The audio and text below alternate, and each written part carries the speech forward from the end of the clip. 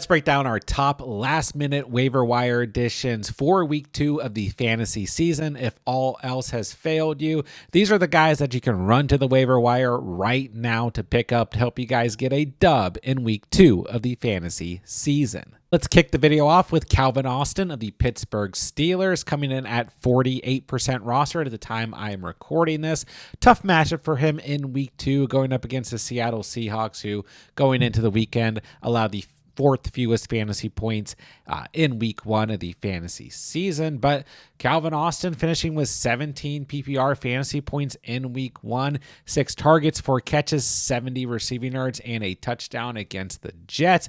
In a good position here in the Steelers' first home game of the season. I don't necessarily know that Aaron Rodgers is going to come out and throw for 4 touchdowns or even 3 touchdowns this weekend like he did last week with a total of 4 touchdowns. But ultimately, what was encouraging is we did see some production in the passing game out of Aaron Rodgers and the Steelers in week 1, when ultimately this Arthur Smith system is a run-first system. But Calvin Austin, a good amount of volume on the field for 80% of snaps, and like I said, 6 total targets. Look at DK Metcalf. He had 7 targets, and Johnny Smith had 6 targets in this offense as well. Jaylen Warren had 2 targets, but I mean, that's basically everything. Pat Fryer 3 targets, right? So Calvin Austin, really nice overall volume in the passing game. Was actually the fantasy wide receiver 11 in week 1 of the season. I'm kind of surprised he's still sitting at 48% rostered because he is the true number 2 wide receiver on the Steelers.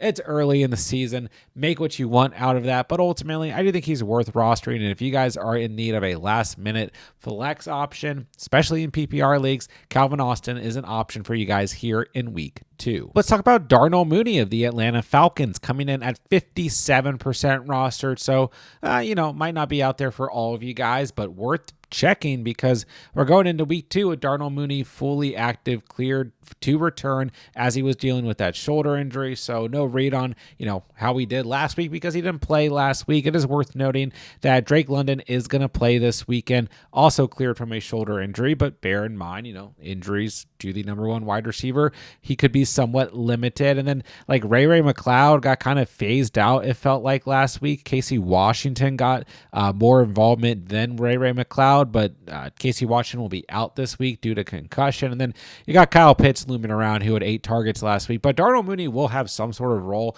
in this offense. And this is a good matchup against the Minnesota Vikings, who allow the 21st most fantasy points to wide receivers in week 1. And they were a very weak secondary last year as well when it came to fantasy points allowed. And I think a lot of people saw, promising things out of Michael Penix in his not his first start, but, first start of his first full season, I should say, right? Encouraging signs in week 1 out of Penix. And a lot of people feel good about this offense going into week 2. So Darnell Mooney got dropped in a lot of leagues because he wasn't going to play in week 1. People, were making those last minute decisions, or he just went undrafted, whatever it is. But like I said, in half or over half of leagues right now, he's not available. But this is a player worth rostering right now in a good matchup in week 2, but ultimately could come into a lot of production in the next coming weeks as well. I do very quickly want to mention Keenan Allen of the Chargers because at the time of recording this, he is sitting at 73% rostered. And I thought this was really interesting. Quentin Johnston is sitting at 75% rostered. I checked this 3 times. Quentin Johnston is rostered in more fantasy leagues right now than Keenan Allen. I think Quentin Johnston is worth adding to. Don't get me wrong by any stretch here, but I guarantee you, as long as both these guys stay healthy, and Ladd McConkey and Justin Herbert are healthy all season long, we don't see any change to this offense. I guarantee you by the end of the year, the more consistent fantasy player amongst wide receivers on the Chargers will be Keenan Allen in comparison to Quentin Johnston. I do think Quentin Johnston, once again, is worth rostering, will have moments, will be good against certain matchups and soft defenses, but he's not going to score 2 touchdowns every single week like he did last week. And I think that Keenan Allen ultimately is the player that you want who provides you with a safer floor. Now, we're only looking at a difference of, 2%, roster percentage here, but still, I just thought it was really interesting that QJ is coming in at a higher roster percentage than Keenan Allen. And ultimately, Keenan Allen, just fits perfectly into this offense, can line up next to Ladd McConkey, and those 2 guys off the line of scrimmage. I mean, how do you cover that? These are 2 of the best route runners in the entire league. Good matchup here in week 2 on Monday Night Football for Keenan Allen going up against the Raiders, who finished bottom 10 against the wide receiver position in week 1. And they're going up against the Patriots wide receivers, not exactly a stacked room. This is a much tougher matchup for the Raiders defense here in week 2. Ultimately, just check Keenan Allen if he's out there and available, even for you guys, who are in, kind of more competitive roster situations or leagues where he is actually available, because, 73% roster, not a lot of you guys are going to be able to go out there and pick him up. But for those of you guys who can, he is worth a roster spot.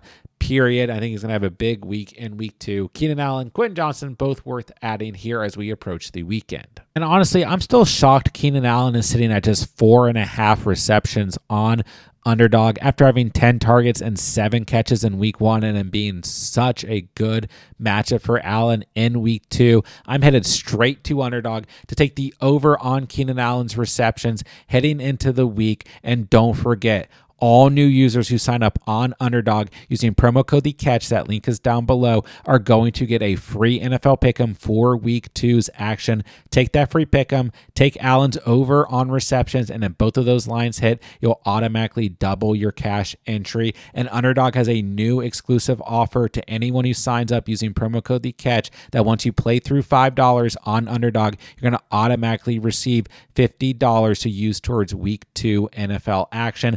And on top of that, when you sign up with promo code THECATCH, Underdog will also give you a 50% deposit match up to $1,000. So make sure to use that link down below, promo code THECATCH on Underdog, to take advantage of all of their week 2 exclusive offers. I have talked a lot this week about Cedric Tillman. I think this is like the 3rd video in a row where Cedric Tillman came up, so I'm not going to talk a lot about him, but he sits at 46% rostered at the time I'm recording this. He is a solid flex play in week 2. Going up against the Ravens, you gave up the 2nd most fantasy points to wide receivers in week 1. And don't forget, this Ravens defense, this secondary, gave up a ton of fantasy points to wide receivers last year. They were one of the worst teams in terms of fantasy points allowed to wide receivers. This team is going to be good against the run.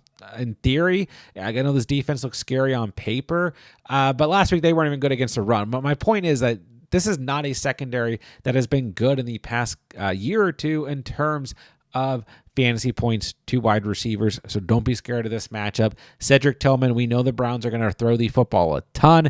Joe Flacco threw the football 45 times in week 1. Cedric Tillman tied this team for the 2nd most targets with Jerry Jeudy on the team, with Harold Fannin at number 1 at the tight end position. It's a good spot for Tillman. He's a high upside flex play who sits at just 46% rostered and is a guy that you guys can go pick up off the waiver wire right now and play in week 2. I also feel like I've talked a lot about Kayshon Boutte this week. He was in the Sneaky Starts video yesterday. He sits at 37% rostered. Once again here, he has a good matchup going against the Miami Dolphins, who were bottom 10 against wide receivers in week 1 and barely even played against any wide receivers in the second half because that game was just such a blowout, right? And Kayshon Boutte walks in here having 8 targets, 6 catches, and 103 receiving yards in week 1, getting the most targets on this team, or tied for the most targets on this team with Hunter Henry at the tight end position, but the most targets of any wide receiver on this team, with Stephon Diggs coming in at 7 targets in week 1, once again compared to Boutte's 8 targets, and then Demario Douglas also sitting with 7 targets in week 1. So 8 targets, 6 catches, 103 receiving yards, 17.1 yards per catch. And once again, what was encouraging out of this new Mike Vrabel offense, which we would expect to be a run first offense, we saw Drake May throw the football 46 times in week 1. Maybe the game script hurts potential here because they're able to run up on the Dolphins early, or maybe the Dolphins show some fight in week 2. We'll find out. This game is in Miami for what it's worth. But ultimately, Kayshon Boutte, also kind of surprised he's only sitting at 37% roster, but once again, it's early in the season. It's hard to kind of make some of those,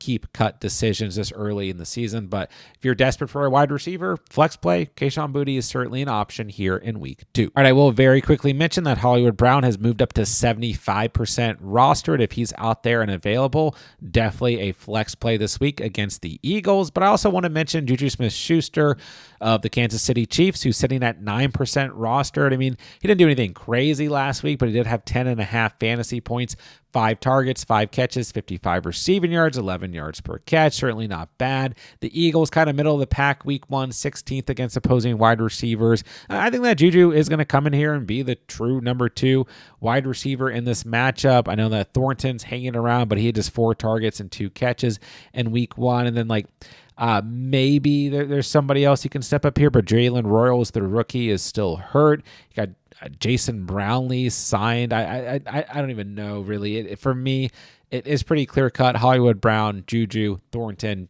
Kelsey, Noah Gray, and whatever's going to happen out of the backfield. So I think JuJu's in line for a fair amount of volume, 5 or 6 targets. I don't think will be crazy in a matchup that we're expecting points in and to be a competitive game script overall. So if you are once again desperate in a full PPR format, especially deeper formats, JuJu's probably out there and he's at least worth a floor play here in week 2. Last wide receiver that I want to mention, who you may or may not be able to add depending on your league's waiver settings, is Dontayvion Wicks of the Green Bay Packers. We know that Jayden Reed is going to miss some time, won't be available until at least November as he deals with a broken collarbone suffered in Thursday Night Football against the Commanders. We saw an increase overall in volume to both Romeo Doubs and Dontayvion Wicks at the wide receiver position. And, I don't want to necessarily not consider Matthew Golden in the mix because he did have 2 targets and they were both down the field targets. But so far we're looking at 4 total targets, 2 catches for the rookie Matthew Golden through the first 2 weeks of the season. I think that will change as time goes on, especially with there being no Jayden Reed. But Tucker Kraft is getting a massive amount of volume at the tight end position right now. But in terms of the wide receivers who are available out there, take a look at Romeo Doubs. He sits at 23% roster. He did score a touchdown in week 2 against Washington. But I like Dontayvion Wicks as a sneaky option. 6 targets, 4 catches, 44 receiving yards, and 8.4 fantasy points in week 2 against Washington. Stiff matchup in week 3 against the Cleveland Browns. But if you guys are hurting at the wide receiver position, all I'm saying is there's going to be opportunity for both Doubs and Wicks. Kind of pick your poison here. It is the Green Bay Packers wide receiver room. It's never pretty. It's never consistent. They do have an early week 5 bye week, but these guys are both certainly worth monitoring, even in a tough matchup as they move into week 3 and the rest of us prepare for week 2 of the season. I don't necessarily think there's any running backs that you need to run to the waiver wire to pick up, and I don't really think there's anybody that you can pick up and play and actually get production out of, although I will say Dylan Sampson sits around 72% rostered. If he's out there, I think he's going to have a big pass catching role in week 2 against the Baltimore Ravens, who once again did not look good against the run in week 1, although that was Josh Allen, James Cook. This is Joe Flacco, Quinton Junkins, Dylan Sampson. But the point being, I do believe the Browns will to throw the football in week 2. My theory in week 1 with Sampson was that he'd be a pass catching back. He was that. 8 targets, 8 catches, 64 receiving yards. We could see a similar stat line in week 2, even with Junkins in the mix potentially. But you guys can take a look at the screen. These are just kind of the top handcuffs stashes when it comes to the running back position. If you guys are hurting at the running back position, you need to kind of roster, some players on the bench and cross your fingers, although we're never crossing our fingers for injury. These are some of the guys you can take a look at: Trey Benson, Najee Harris, Braylon Allen, Rashad White, Tyler Algier, Ollie Gordon, Bashal Tootin, who is interesting with the departure of Tank Bigsby to the Eagles. You can also probably put Tank Bigsby in this mix as he's now the theoretical handcuff to Saquon Barkley with A.J. Dillon hanging around. And then DJ Giddens got a lot of volume in week 1 in that blowout. Colts versus Dolphins. He got a lot of involvement. Didn't want to risk JT, but he's still, it's nice to see the confidence. We know if something happens to JT that Giddens will be the guy, next man up. I will mention, Austin Eckler got hurt in Thursday Night Football. You guys don't see Chris Rodriguez or Jeremy McNichols on the screen. I just think it's a tough situation to read. I think JCM gets a lot of the volume moving forward. There could be, a world where Rodriguez or McNichols is valuable in fantasy, but the situation just feels murky for me. I'd rather let it see, rather see it play out. If you guys want to go take a chance on Rodriguez or McNichols, think you're kind of flipping a coin, could be worth it. But there's also, potential that the Commanders go out and bring in a pass catching back. I don't know exactly who it would be, or maybe they trade for somebody. But I think for now, if you own Bill, you feel good. Anybody else, I just don't know if they're going to be worth rostering when it comes to the Commanders' backfield at this point in time. Very quickly, I'm going to move through the quarterback position. Let's start with Justin Fields. He has moved up to about 81% rostered. If he is out there and available, I think he's going to have a massive week 2 against Buffalo. Already had a massive week 1. And I talked about Fields a lot going into week 1. Like, the matchup against Pittsburgh made me nervous, and he had 29.5 fantasy points. But what I also talked a lot about going into week 1 and why you should roster him going into week 1 was because his upcoming stretch is so strong. Buffalo, Tampa Bay, Miami, Dallas, Denver, tough there, but then Carolina and Cincinnati before a week 9 bye week. There's a ton of upside for Justin Fields in the coming weeks, especially after the monster performance he had in week 1. So may not be out there for a lot of you guys, but if he is, go out and pick up Justin Fields. He is a viable, I would say, must-start quarterback here in week 2. Except I think Michael Penix is definitely a strong streaming option that I like a lot in week 2. Going up against the Vikings, who finished bottom 10 against opposing quarterbacks in week 1. Had a nice stat line in week 1 against Tampa Bay. 24 fantasy points, 298 passing yards, a passing touchdown, 21 yards on the ground, and a rushing touchdown. He sits at about 43% rostered at the time I'm recording this. Player with upside can, add some upside on the ground running the football. We saw that against Tampa Bay. Good matchup here. I think it's going to be a nice competitive matchup between these two teams where the secondaries are soft overall. Penix just looking good right now, and I think he's a player who could start to move up higher and higher in roster percentage because he gets Carolina in week 3, Washington in week 4 before an early week 5 bye week. I think Michael Penix could be a viable streamer for the entirety of the fantasy season. We'll see how things shake out, but for here in week 2, I definitely think he's a strong option. In that same matchup, I really like JJ McCarthy as well. He does sit at 63% roster. It's going to be harder for you guys to pick up, but 23 fantasy points in week 1. Just 143 yards through the air, but he came through with 2 passing touchdowns. We know he had the pick 6, but also 25 yards on the ground with a rushing touchdown. So once again, I think this is a good matchup. Atlanta bottom 10 against quarterbacks in week 1. He's going to get Cincy, Pittsburgh, and Cleveland in the coming weeks before an early week 6 bye week. So a good mix there. We'll see how things shake out, but I think JJ McCarthy could be a quarterback for the entirety of the fantasy season, similar to Penix, especially based on matchup, who has a lot of fantasy value. So I like McCarthy. Don't forget he gets Jordan Addison back after week 3. And ultimately, I think these next 2 weeks against Atlanta and Cincinnati is going to have a lot of fantasy value. I know those quarterbacks are pretty highly rostered. I'm not forgetting about you guys in super flex leagues or deep 14-man leagues and Brock Purdy got hurt or whatever it is. Here are your desperation streams at quarterback. Trevor Lawrence, a bad week 1. I get it. Had a lot of issues with the wide receivers and drops and like weird plays in this game too, as did Bryce Young. It was just a weird game overall. Listen, I don't feel great about Trevor Lawrence going into this week. He still sits at about 41% rostered. But he does get the Bengals for what it's worth. So if you're absolutely desperate, especially in like a super flex format, he's still a viable option. I don't know that he would be available in a super flex format necessarily, but maybe. Aaron Rodgers, 33% rostered. He's a tough read. It was a big week 1.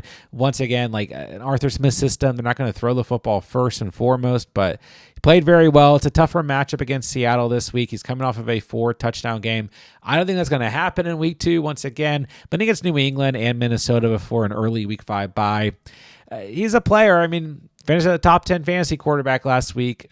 Say what you want here, but if he has another good performance, he will continue to increase in roster percentage.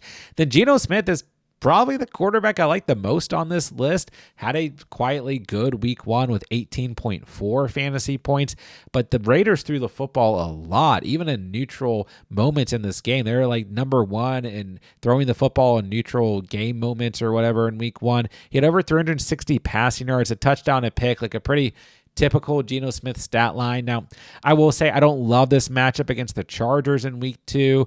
And then he gets Washington, Chicago, Indianapolis, Tennessee, Kansas City. Like, it's kind of a shaky schedule here, up and down. But Geno, I just think could be that guy, like 16, 18, 19, 20 fantasy points in that range on a weekly basis, especially against soft matchups. Like, you're not going to get a ceiling here, but the floor could be safe, to say the least. And if you really, really need some desperation, we got Joe Flacco. I told you guys, like, I get some crazy questions about Flacco going into week 1, and you didn't need to go out of your way in any format to start Flacco, and he only had 14 fantasy points, but he did throw the football 45 times, 290 passing yards, a touchdown, still 2 picks. Like, he gets this Baltimore matchup. I don't love it necessarily for the quarterback position, but once again, this is a secondary that gives up a lot of fantasy points to wide receivers. We know he's going to throw a lot in week 2. Desperation, super flex area only. Then call me crazy, but I will bring up Mac Jones here. Got to give our boy Mac and Cheese a shout. For those of you guys in double quarterback, super flex formats, deep dynasty formats, whatever, he sits at 5% rostered. Just don't forget, there was a lot of bad with Mac Jones last year with the Jaguars. Don't forget, but there was also some good. I mean, he had 17 or more fantasy points in 3 of the starts he had with the Jaguars last year, and 20 fantasy points in 2 of those. He gets New Orleans this week. It's a pretty good matchup on paper. They didn't necessarily allow a ton to Spencer Rattler, but they allowed more than we thought they would.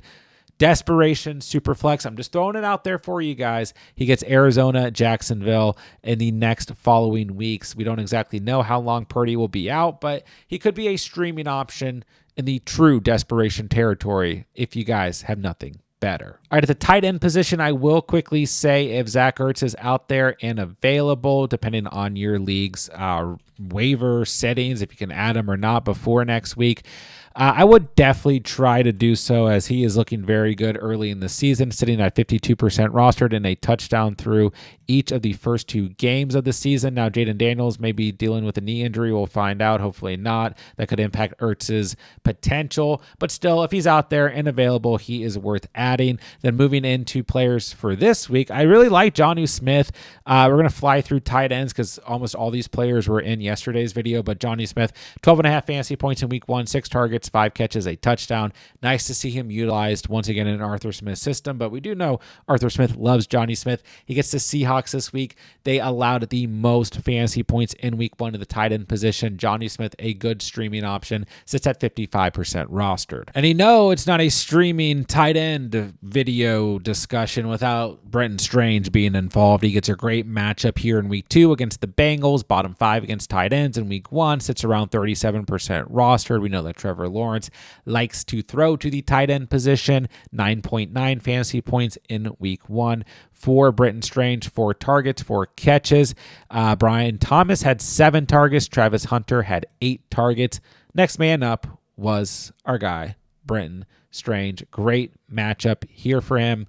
Absolutely desperate. The floor is there with Brenton Strange. I don't know how high the ceiling is yet, but the floor is definitely there as we get into week 2. I have a name that always lives in the streaming area that I thought was a little undervalued going into week 1 is Hunter Henry, 46% rostered, 10 fantasy points in week 1, 8 targets, 4 catches, 66 receiving yards. And like we said earlier in the video, I mean, he was tied for the most targets on this team in week 1.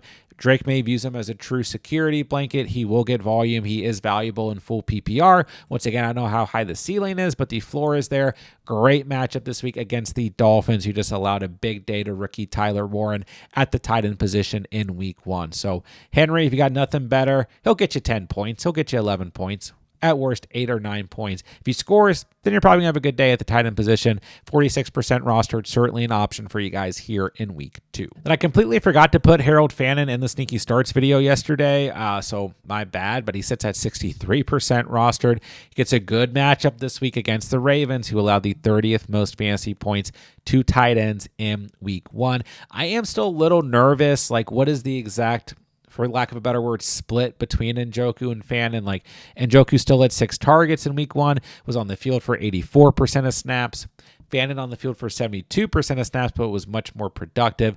9 targets, 7 catches, 63 receiving yards. So I still kind of worry here, but we do know that Joe Flacco and the Browns are going to throw the football a ton, as we've already discussed in this video. It's a good game script where the Browns will probably be behind and needing to throw the football. Fannin is a player who you can consider like a low-end flex and definitely a startable tight end if you picked him up. I know there's a lot of competition for him on the waiver wire. Once again, I still have some reservations because I still think as long as David Njoku is healthy, he'll see some sort of involvement. It'll be interesting to see how this tight end room shakes out as the season progresses. But once again, good matchup. The Browns are going to throw the football. He is a strong option at tight end here in week 2. And there you guys have it. There are your last minute waiver wire additions at every single position for week 2 of the fantasy season. Don't forget, guys, I'll answer every single comment on this video. If you guys have any fantasy football questions whatsoever, starts, sits, waivers, roster reviews, whatever it may be, any format, let me know down below. I'll answer every single comment as soon as I can. And while you guys are down there, do me a big favor, hit that subscribe button on the way out. It really helps me out when you guys do subscribe to the channel. And this is all we do here all year long. Free fantasy football content, redraft, dynasty, and best ball. So make sure to hit that subscribe button when the videos pop up on the screen wherever. Make sure you guys go check out all of our videos for week 2 of the season. We have everything you could possibly need to dominate this week of the fantasy season and every single week coming up as well. So with that, I'll say thank you guys so much for watching and or listening. And remember, you saw it here on The Catch.